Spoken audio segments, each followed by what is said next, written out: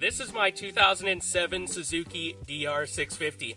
I've had this bike for a number of years now, and I've put 55,000 kilometers on it in that time. Prior to purchasing the DR650, I was a pretty serious dirt bike rider, and I had some preconceived notions about what kind of a bike the DR650 was. I thought it was slow and lame, and I wondered why anyone would ever have one of these. Boy, was I wrong.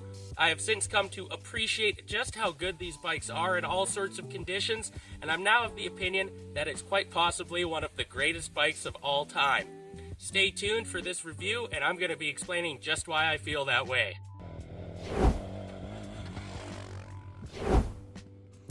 This DR650 was my first real foray into true dual sport riding.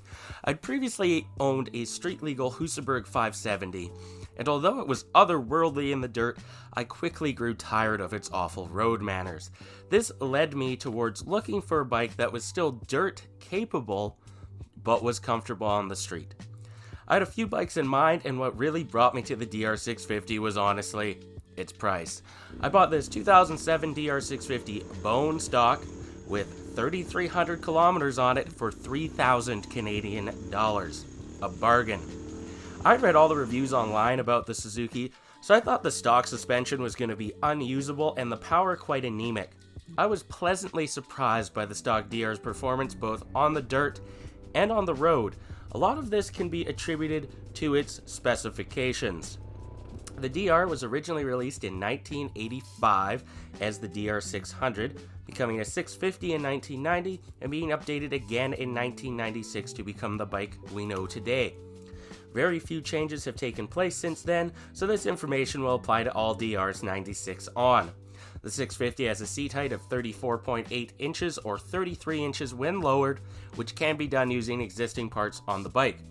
Has around 10 inches of suspension travel front and rear, and tips the scales at a claimed 366 pounds wet. It's powered by an air and oil-cooled 644cc engine mated to a 5-speed wide ratio transmission. The fuel is delivered via carburetor, and the stock tank holds 13 liters of fuel.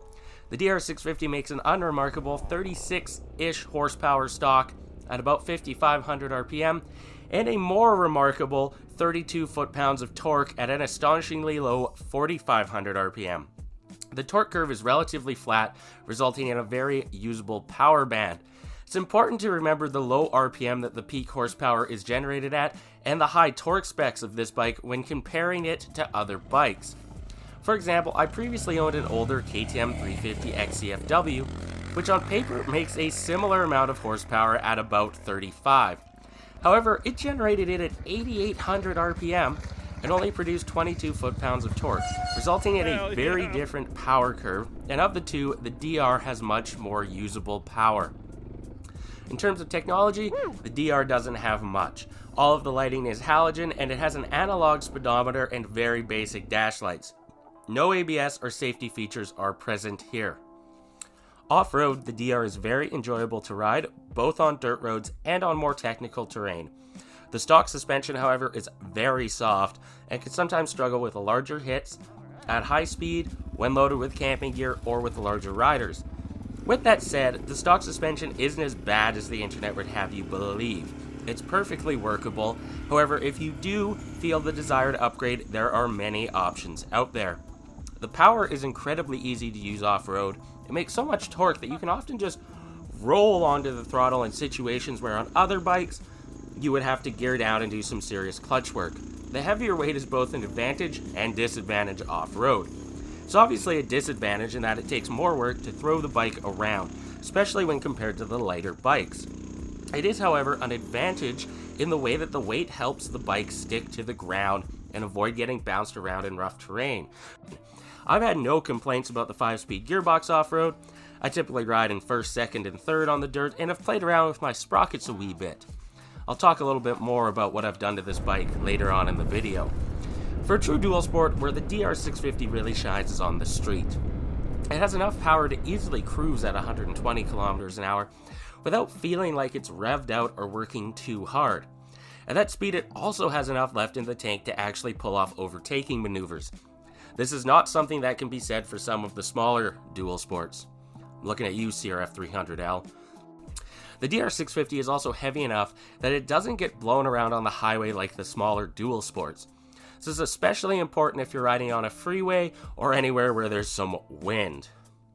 Now don't get me wrong, it's not a street cruiser, but it's comfortable enough to ride long stretches of pavement with ease, especially if you add some form of wind protection, a better seat, and a larger fuel tank. Now I'm sure someone in the comments is going to comment that, oh, this is only a 5-speed and it's irrelevant in 2025, I'm the best. Well, I'll admit, a 6-speed would be better, but this is one of the few bikes where I think that the 5-speed works just fine.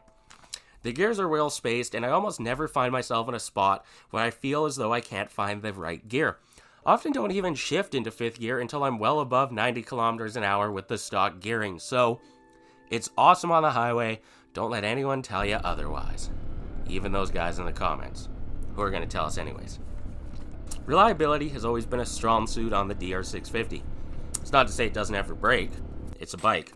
In my 55,000 kilometers of riding, I've had my fair share of mechanical mishaps. Like any bike, it's susceptible to damage from crashes, and wear items such as wheel bearings and sprockets are the same as any other bike. They still wear out. It's not a magic bike. I did, however, find that the cush hub bearings on these bikes tend to wear out prematurely, and that the clutch isn't quite as hardy as those found on other off-road oriented bikes. Common problems also include loosening NSU screws, put some Loctite on them, and bad pickup coils. I've gone through 2. Pickup coils are easy to replace and not too expensive, but they can leave you stranded when they fail, so maybe replace them as a wear item. Where the DR650 really shines is in its simplicity. Anyone can work on one of these things. It's only slightly more complicated than your push lawnmower, and parts are plentiful and cheap.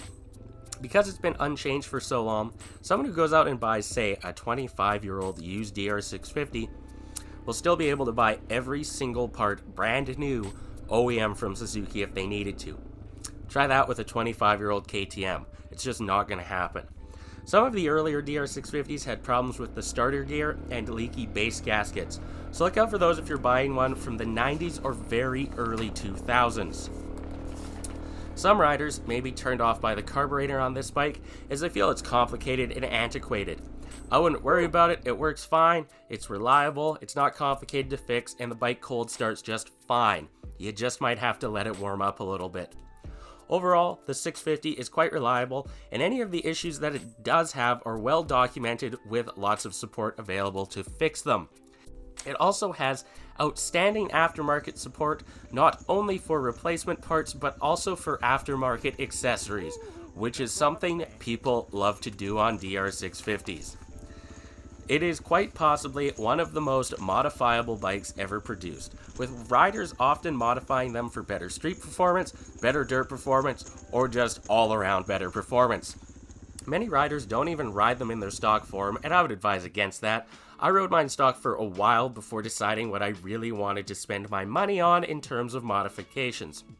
I have a full video where I explain everything I've done to my DR, so I'll keep it simple for this one. I've added a whole host of protection equipment to the bike to protect it from the bush. Think skid plates, handguards, that kind of stuff. I've also added a larger windscreen, a larger fuel tank, and a better seat for the highway. The stock seat is inspired by a 2x4, not good. I've installed a more free-flowing exhaust pipe, rejetted the carb, and added a 14-tooth front sprocket for more torque. In terms of suspension, I've revalved the stock rear shock and replaced the fork with YZ450 forks. You probably won't want to go this far, I just like tinkering with bikes. With that said, I know that there's somebody writing a comment right now, why bother modifying these bikes when you can just buy a Kobe 450 or a KTM 690? Well, I'll say this, the DR650 is so much cheaper than those two bikes, to the point where in Canada you can pretty much buy 2 DR650s brand new for the price of one brand new 690. I'll also mention, for a lot of people, myself included, modifying bikes is part of the fun of biking, especially during the winter months. Lots of people go different directions with their DR650 builds, so let me know if you've built one down in the comments in the direction that you went. I'm often asked that if I could only have one bike and budget was not a factor, what bike would I have? And although I always think about this question when I'm asked, I end up right back where I started at, and I tell them, a DR650 built like mine. I've ridden better bikes on the highway, and boy howdy, I've ridden better bikes off-road, but this is the only bike that I've ridden that I can claim to be reasonably confident in both situations. I've ridden this bike on super technical alpine single track, and on the same day crushed hundreds of kilometers of high-speed pavement. I take this bike on epic multi-day camping trips, and in that same week I'll ride it to work. My rides often don't involve set destinations or routes, so being on a bike that I know can tackle it all is a huge asset. Combine all that with its low price, simplicity, and outstanding parts availability, and it starts to become hard to make a case against the DR. There are many more modern bikes on the market, sure, and many of these modern bikes have come and gone during the DR's long tenure, yet the DR650 is the living embodiment of the phrase, if it ain't broke, don't fix it. And for many riders, it's a blank canvas to build into whatever they choose, and for me, it's the ultimate dual sport for all riding conditions. Thanks for watching this video. Let me know down in the comments if I hit the nail on the head or if I totally missed the mark. If you like this video, please consider liking and subscribing. You go ahead and have a good one.